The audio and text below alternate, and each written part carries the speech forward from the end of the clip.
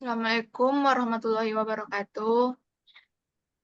Sebelumnya yang sama-sama kami hormati Bapak Kairi Murdi, SPD MPD, selaku dosen pengampu mata kuliah pengantar manajemen. Baiklah, kali ini kami dari kelompok 4 akan mempresentasikan tentang motivasi dan kepemimpinan.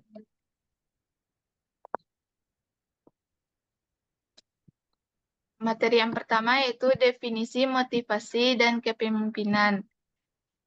Yang pertama, pengertian motivasi. Dalam Kamus Besar Bahasa Indonesia atau KBBI, arti motivasi adalah dorongan yang muncul dalam diri seseorang untuk melakukan atau berpikir dengan tujuan tertentu, baik sadar atau tidak sadar. Dalam hal ini, motivasi menjadi serangkaian sikap serta nilai-nilai yang bisa memberikan pengaruh terhadap setiap individu atau kelompok. Moral dan nilai-nilai dalam motivasi merupakan sesuatu yang tidak terlihat, yang memberikan dorongan seseorang untuk bertingkah sesuai titik terlihat, yang memberikan dorongan seseorang untuk bertingkah laku. Dorongan dari motivasi terdiri dari dua komponen, yaitu arah perilaku atau kerja untuk mencapai tujuan dan kekuatan perilaku atau seberapa kuat usaha seseorang dalam bekerja. Ada juga beberapa definisi tentang motivasi yang dikemukakan oleh beberapa ahli. Yang pertama, menurut dari G dalam Noted Mojo. Pengertian motivasi adalah keinginan yang terdapat pada diri seseorang individu yang mendorong untuk melakukan pembuatan atau perilaku. Yang kedua, pengertian kepemimpinan. Kepemimpinan adalah kemampuan seseorang mempengaruhi dan memotivasi orang lain untuk melakukan sesuatu sesuai tujuan bersama. Kepemimpinan meliputi proses pengaruh dalam menentukan tujuan organisasi, memotivasi perilaku pengikut untuk mencapai tujuan, mempengaruhi untuk memperbaiki kelompok atau budaya. Kepemimpinan adalah jabatan formal yang menuntut untuk mendapatkan fasilitas dalam pelayanan dari konsisten yang seharusnya dilayani. Meskipun banyak di antara kepemimpinan yang tidak dilantik mengatakan bahwa jabatan adalah sebuah amanah. Namun dalam kenyataan sedikit sekali atau bisa dikatakan hampir tidak ada pemimpin yang sungguh-sungguh menerapkan kepemimpinan di hari hati, yaitu kepemimpinan yang melayani. Bahkan yang perlu menjadi catatan saat ini adalah bagaimana seseorang pemimpin harus memiliki visi dalam membangun jiwa yang merdeka, mengubah cara pandang, pikir, sikap, dan perilaku seluruh rakyat sekaligus pemimpin agar berorientasi pada kemajuan dalam hal-hal modern, sehingga Indonesia menjadi bangsa yang besar dan mampu berkompetisi dengan negara-negara yang lain. Seseorang pemimpin sejati selalu bekerja keras memperbaiki dirinya sebelum sibuk memperbaiki orang lain. Pemimpin bukan sekedar gelar atau jabatan yang diberikan dari luar, melainkan sesuatu yang tumbuh dan berkembang dari dalam diri seseorang. Selanjutnya, materi selanjutnya dibacakan oleh rekan saya.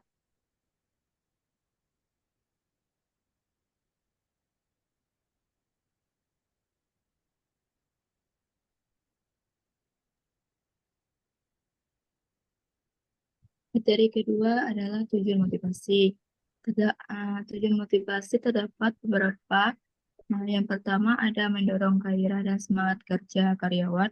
Yang kedua ada meningkatkan moral dan keputusan kerja karyawan. Yang ketiga ada meningkatkan produktivitas kerja karyawan. Yang keempat ada mempertahankan loyalitas dan kestabilan karyawan perusahaan.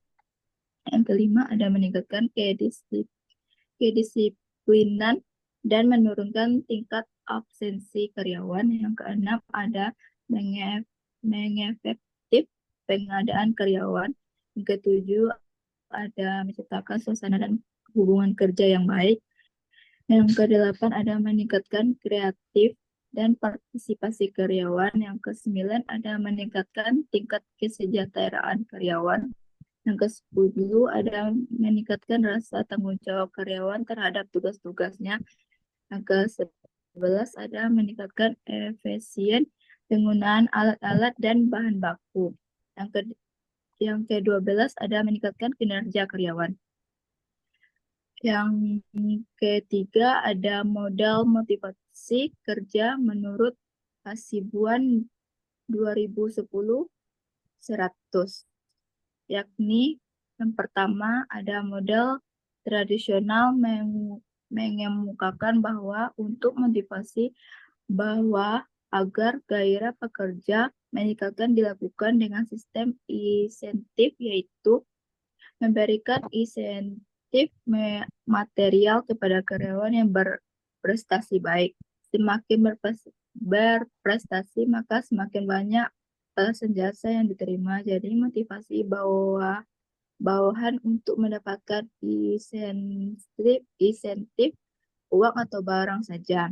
Yang kedua ada hubungan manusia mengemukakan bahwa untuk motivasi bahwanya supaya gairah pekerjanya meningkat dilakukan dengan mengakui kebutuhan sosial mereka dan membuat mereka merasa berguna serta penting. Sebagai akibatnya karyawan mendapatkan beberapa kebebasan membuat keputusan dan kreatif dalam melakukan pekerjaannya. Dengan memperhatikan kebutuhan material dan non-material karyawan, maka motivasi bekerjanya akan meningkatkan pula. Modal sumber daya manusia mengemukakan bahwa karyawan dimotivasi oleh banyak faktor, bukan hanya uang atau barang atau keinginan akan keputusan saja, tapi juga kebutuhan akan pencapaian dan pekerjaan yang berarti. Menurut model ini, karyawan cenderung memperoleh keputusan dalam melaksanakan tugas-tugasnya. Baiklah, saya akan kembalikan kepada moderator.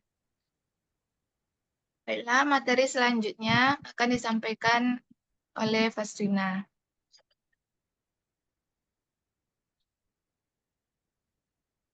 Baik, terima kasih moderator. Kenalkan, nama saya Fahrina Aulia, NIM 230531127. Di sini saya ingin mempresentasikan tentang pendekatan sifat kepemimpinan ada 4, yaitu 1. Pendekatan pengaruh kewibawaan.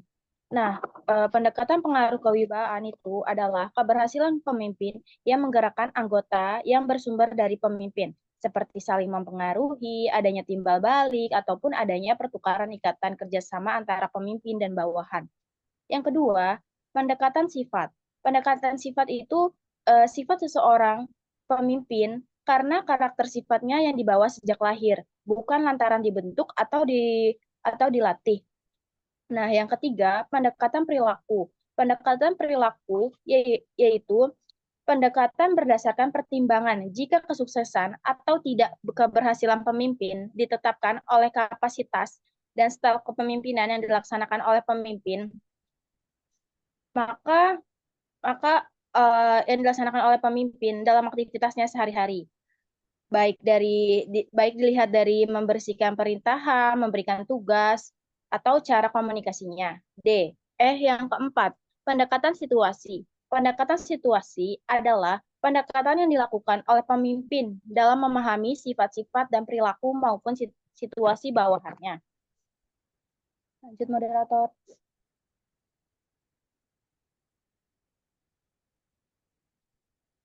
Nah, yang gaya-gaya kepemimpinan dengan pendekatan sifat. Yaitu 1, ada kecerdasan. Kecerdasan pada umumnya memiliki tingkat kecerdasan lebih tinggi dibandingkan dengan yang dipimpin atau bawahannya. Kedua, kedewasaan. Kedewasaan adalah pemimpin cenderung menjadi sempurna dan mempunyai emosi yang stabil. Nah, yang ketiga, motivasi diri dan dorongan berprestasi. Pemimpin cenderung mempunyai motivasi untuk berprestasi. Nah, yang keempat, sifat hubungan kemanusiaan. Pemimpin yang berhasil mau mengikuti harga diri dan kehormatan yang dipimpin oleh bawahannya. Sekian, terima kasih. Saya kembalikan kepada moderator. Terima kasih, Pak Dina. Itulah hasil presentasi dari kami, maka dapat disimpulkan motivasi dan kepemimpinan merupakan dua elemen yang sangat penting dalam ilmu manajemen yang saling terkait dan berkontribusi pada pencapaian tujuan organisasi. Dengan memahami dan menerapkan prinsip-prinsip motivasi dan kepemimpinan yang baik merupakan hal yang esensial bagi para manajer dalam mencapai tujuan organisasi. Dengan memotivasi karyawan dan pemimpin dengan efektif, manajer dapat mendorong terciptanya lingkungan kerja yang kondusif, meningkatkan kinerja individu dan tim, dan ultimately mencapai kesuksesan organisasi. Baiklah, itu dari presentasi kami hari ini. Kami sudahi dengan Assalamualaikum warahmatullahi wabarakatuh. Waalaikumsalam.